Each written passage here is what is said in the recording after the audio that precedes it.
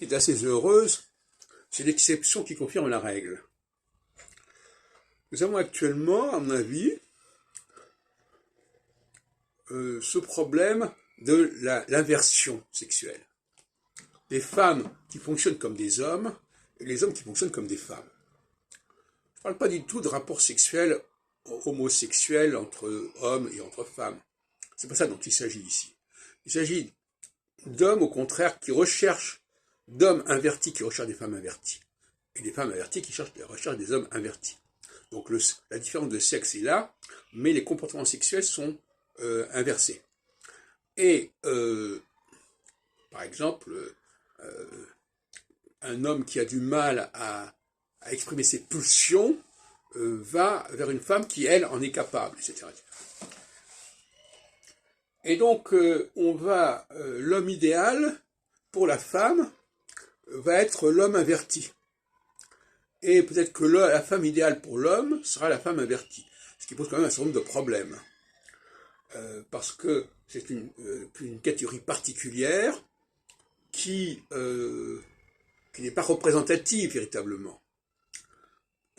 C'est comme le cas d'un certain nombre de femmes qui ont été particulièrement brillantes dans le domaine scientifique ou dans d'autres domaines, et qu'on met en épingle alors que ce sont des exceptions, et qu'elles sont même atypiques d'une certaine manière.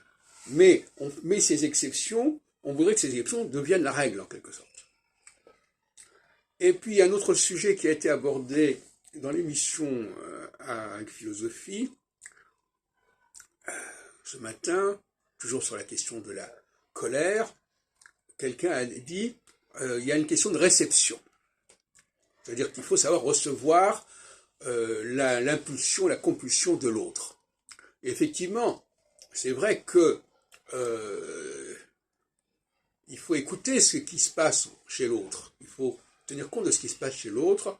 Il faut quelque part avoir une certaine indulgence ou une certaine tolérance pour ce qui se passe chez l'autre. Parce que ça correspond à quelque chose. Et donc, il y avait une intervenante qui disait, bah oui, mais quand une femme se met en colère, il faut que l'homme comprenne cela. Et je dirais que d'une certaine façon, quand un homme a une pulsion, une attraction pour une femme, et qu'il a des gestes dans ce sens, est-ce qu'il ne faut pas aussi avoir une forme de tolérance pour cela? Oui, il faut aussi... Moi, ce qui me gêne dans ces émissions de philosophie actuellement, c'est qu'on n'est pas dans la dialectique, on est dans l'étanchéité des problématiques, et il m'aurait paru intéressant de comparer ce qui émane de l'homme et ce qui émane de la femme, et les missions de l'homme et les missions de la femme, la réception de l'homme et les missions de la femme, au lieu de s'enfermer dans des catégories bien étanches.